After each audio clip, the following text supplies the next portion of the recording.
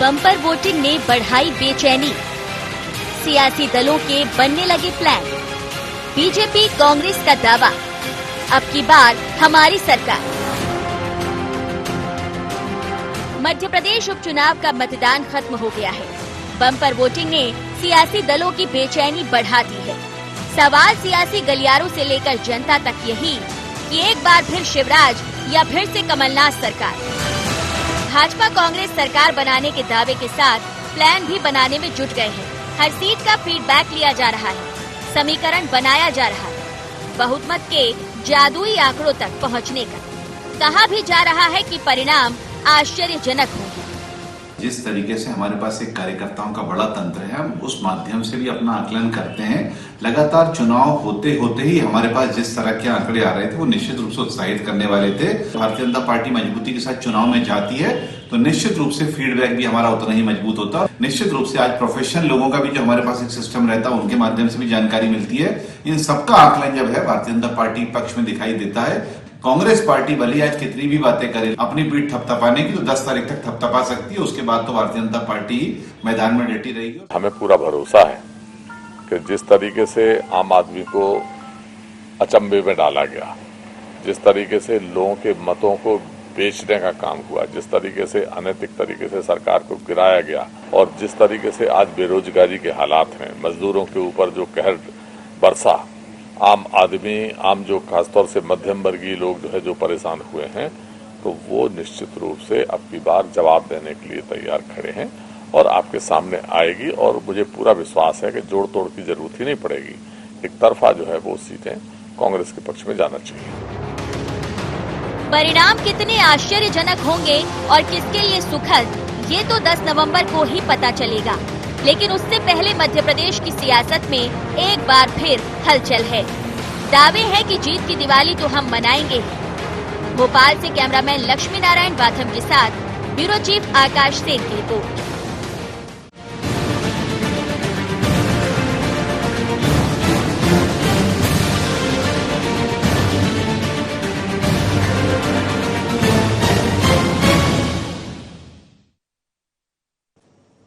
And impact में आपका स्वागत है। मैं हूं मनोज सैनी और मुद्दा है मतदान पर महामंथन। जैसे ही चुनाव के परिणाम आने की तैयारियां दिखाई दे रही है, वैसे वैसे सरगर्मी तेज हो रही है। हर किसी की नींद उड़ी, क्योंकि जो वोट आउट परसेंटेज दिखाई दे रहा है कोरोना के बीच में, कोविड के बीच में, वो निश्चित रूप से हर किसी को लग रहा है कि शायद ही हमारे पक्ष में गए। अब चाहे बीजेपी हो या फिर कांग्रेस हो, सब अपने अपने समीकरण बिठा रहे हैं। कोई ये कह रहा है कि जनता ने ये मान लिया है कि सरकार ने जो किया था वो ठीक नहीं, लिहाजा हमारे साथ जाने वाली है मतदाता।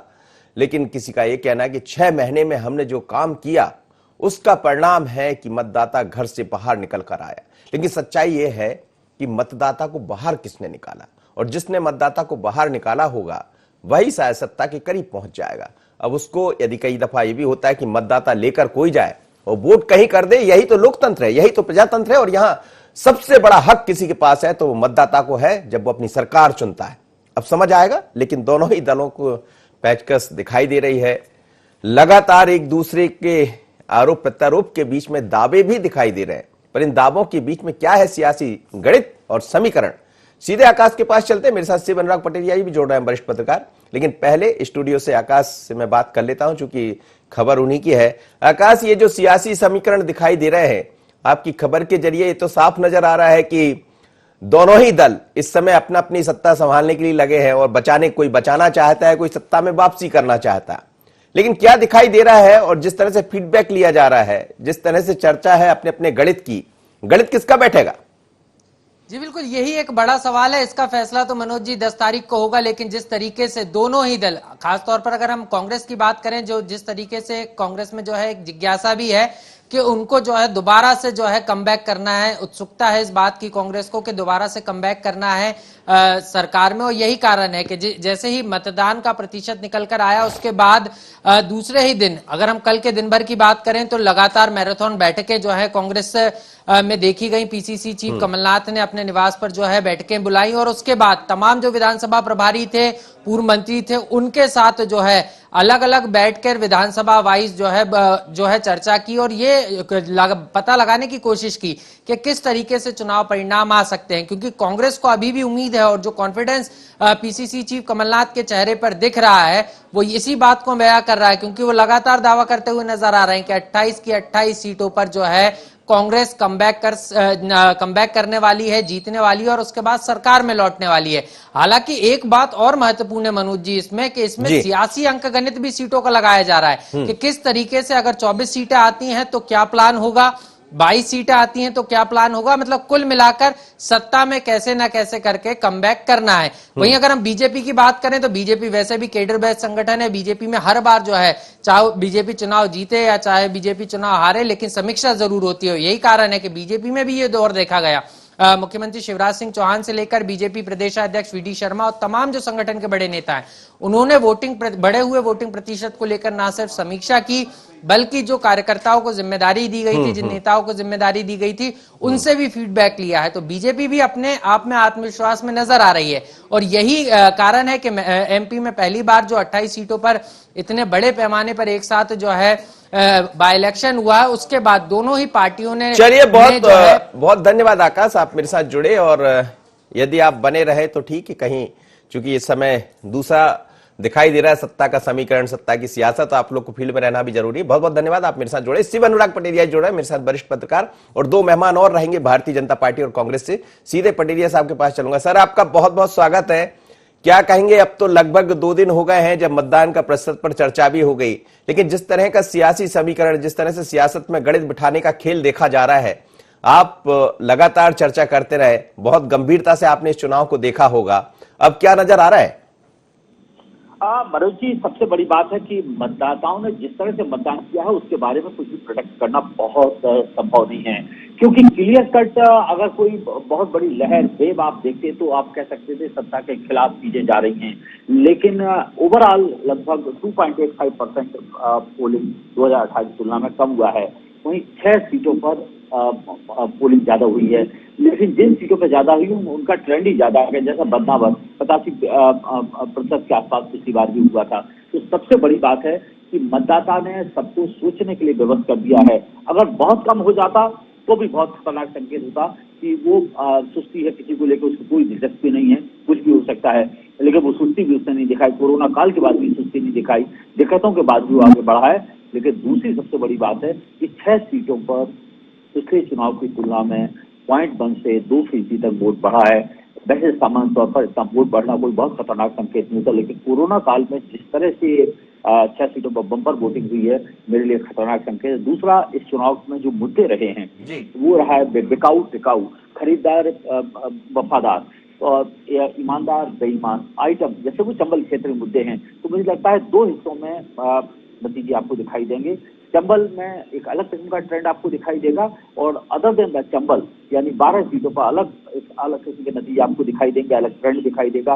वो अंक जीत हार का भी अंतर हो सकता है, पार्टियों का भी अंतर हो सकता है, तो चंबल में एक अलग किस्म से आपको नतीजे दिखाई देंगे। बिल्कुल आप ठीक कह रहे हैं सर, और शायद IND24 ही ऐसा होगा जिसके जरिए मैं 28 सीटों पर पहुंचा हूं। और आपने जो कहा कि जिस तरह के मुद्दे जो अलग, इस बार कोई विकास का मुद्दा नहीं था, भले चर्चा होती रही, उससे पहले तमाम विकास की गंगा बहाते रहे हों, हर व्यक्ति हर वर्ग का पार्टी का व्यक्ति ये कहता रहा हो, लेकिन सच यही है कि बहुत अलग तरह के मुद्दे थे। लेकिन इस मुद्दों के बीच में जो आप भी कह रहे हैं कि कोविड के बीच में जो प्रतिशत बढ़ा है, क्या ये भी माना जाए कि इसको दोनों तरफ से देखा जा सकता है? एक तो वो कि हाँ, प्रजातंत्र में बताना चाहिए कि हम सबसे बड़े हकदार हैं, दूसरा ये भी है कि सत्ता में वापसी हुई है तो कैसे हुई, क्या तमाम तरह की चीजें भी दिखाई दे रही है?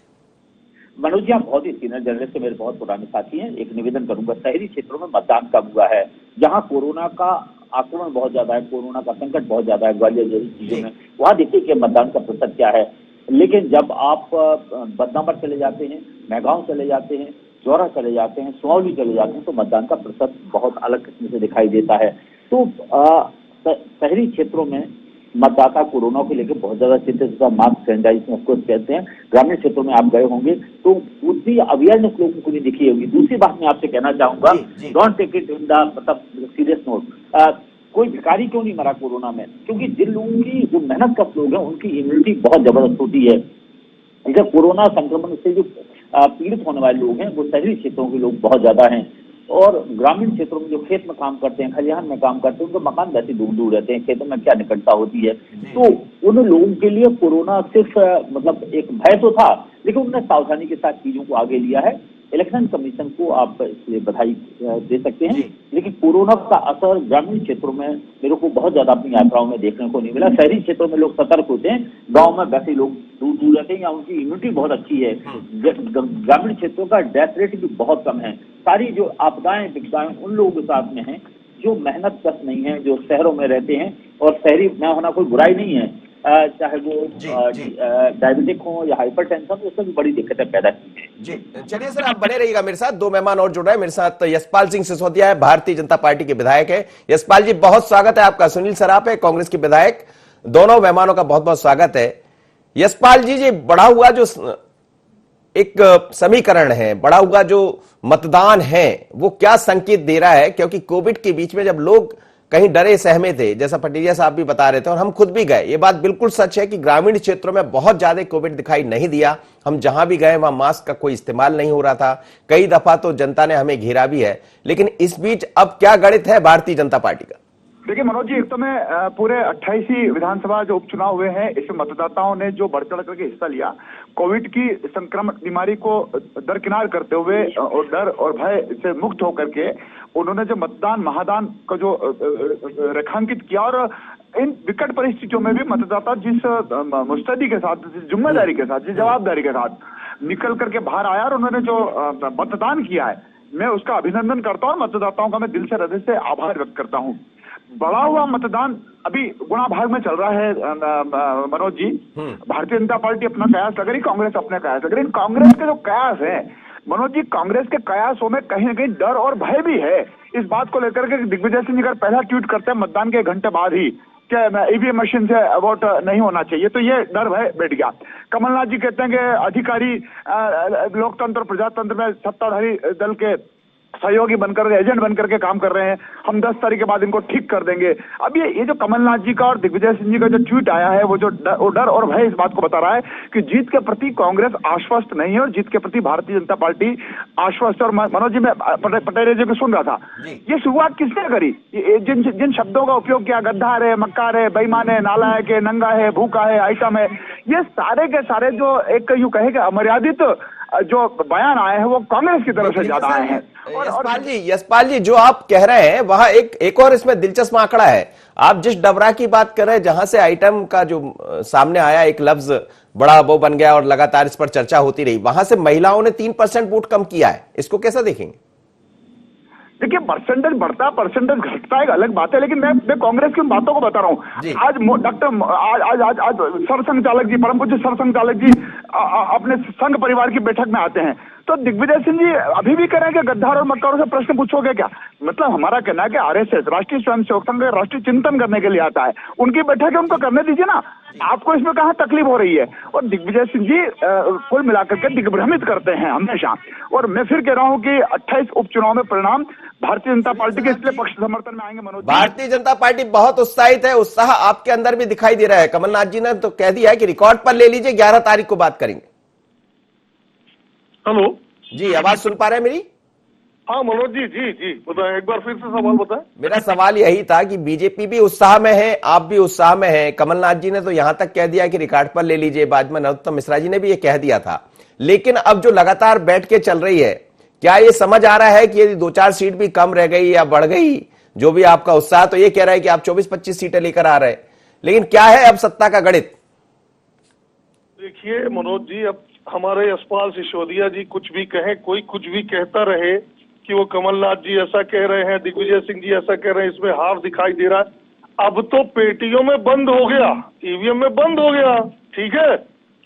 जो होना था, 28 की 28 सीट कांग्रेस ले रही है, 28 की 28 सीट कांग्रेस ले रही है। इसको चाहे आप बढ़े हुए मतदान से जोड़ लें और चाहे जैसे जोड़ लें, आप उत्साह दिख रहा था, पब्लिक में वोट डालने के प्रति उत्साह दिख रहा था।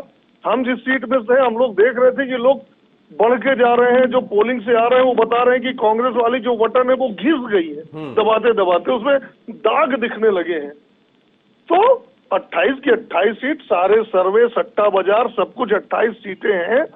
अब ठीक है, आप कुछ भी कहते रहो कि इसलिए 28 की 28 सीट देखिए, जनता ने इस तरह के खरीद फरोख्त करने को किस तरीके से लिया है।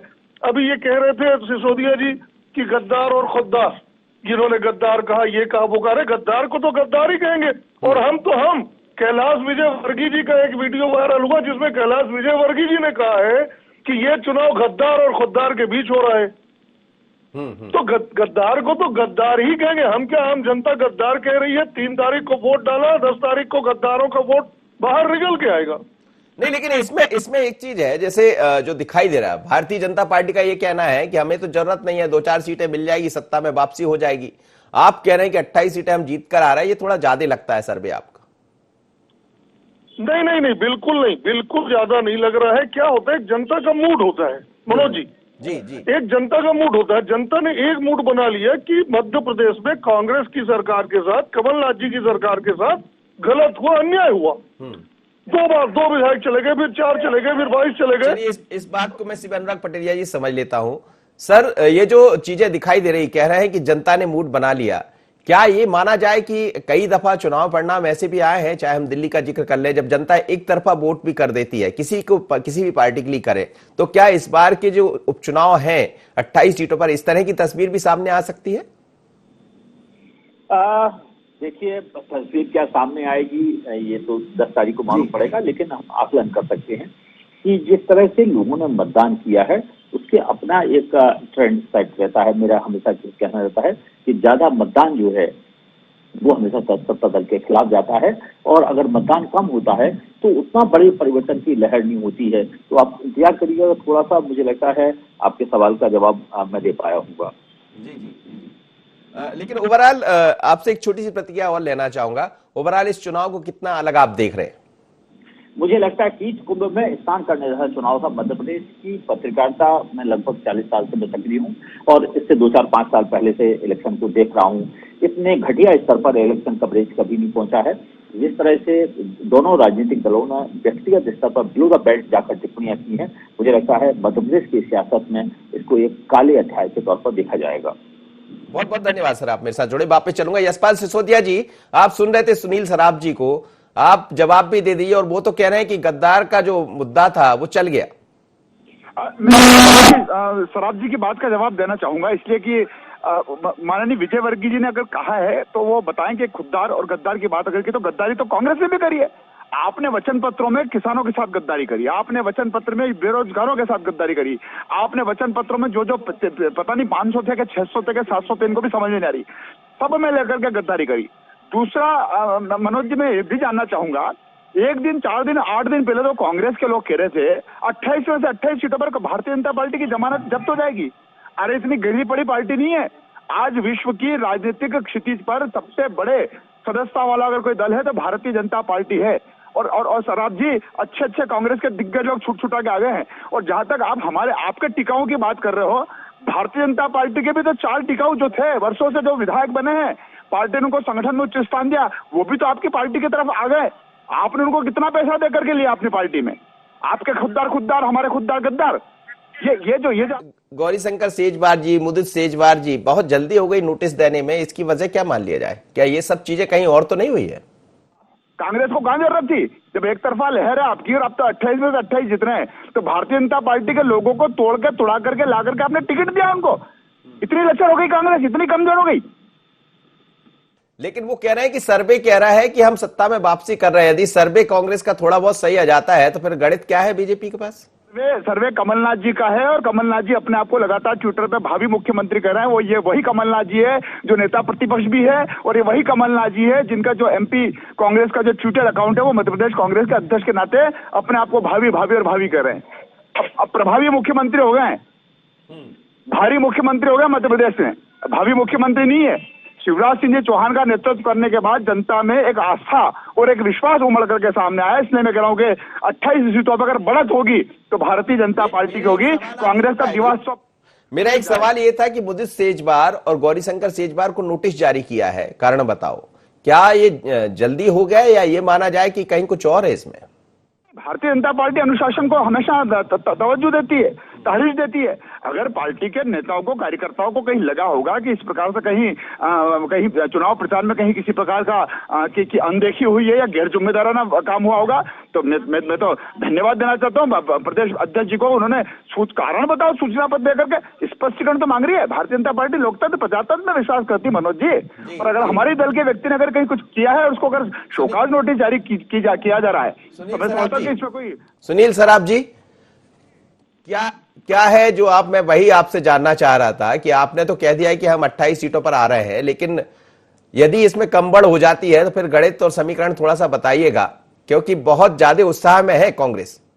देखिए, गणित और समीकरण तो हमारे नेता गण ही बताएंगे कि किस समीकरण से सरकार बनेगी। सरकार स्पष्ट रूप से बनेगी।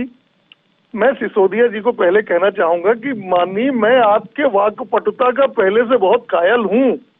आप इतना भड़बड़ा क्यों, इतना क्यों परेशान हो रहे हैं भाई? अगर ऐसा है तो पेटी में बंद है, 10 तारीख को निकल के आ जाएगा। बहुत रिलैक्स होकर के बात करें अपन आदरणीय सिसोदिया जी।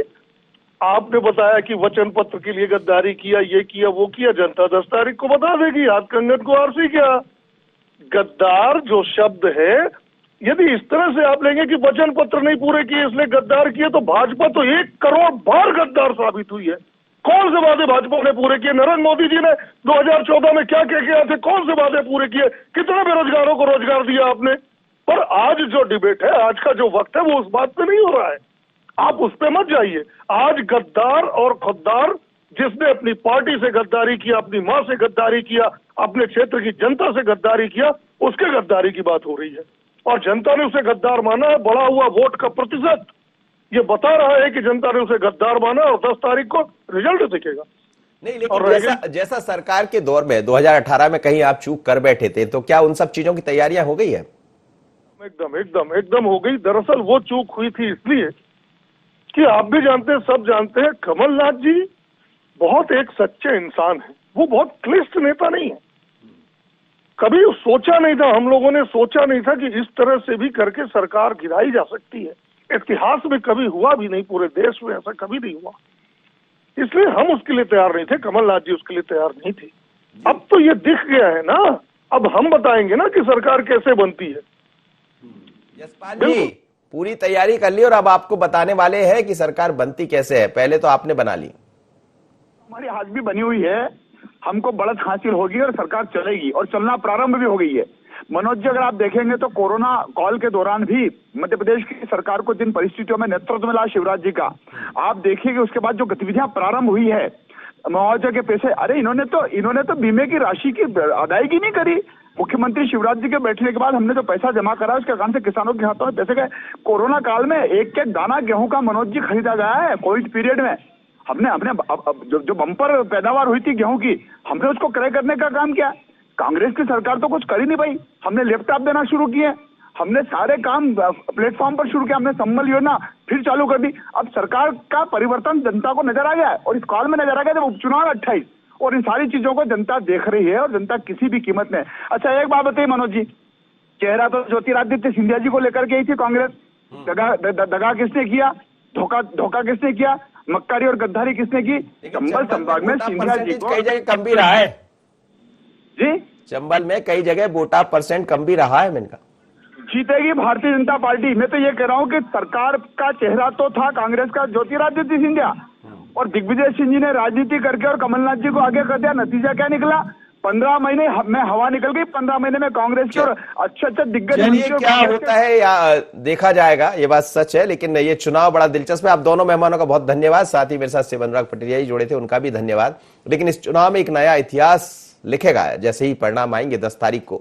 अब बात गणित की है कि किसका गणित फिर बैठेगा, क्योंकि हर कोई अपने गणित को बिठाने में लगे हैं, और समीकरण ये कह रहे हैं कि कोई भी अपने समीकरण बिठाने में पीछे नहीं रहना चाहता है। कांग्रेस की बैठकों का दौर जारी है, भारतीय जनता पार्टी अपने तरीके से बैठकों में लगी है, लेकिन जो बढ़ा हुआ प्रतिशत है वो जरूर ये कह रहा है कि अभी तो नींद नहीं आने वाली नेताओं को। आज इतना ही, मुझे दीजिए इजाजत, बने रहिए आई न्यूज़ 24।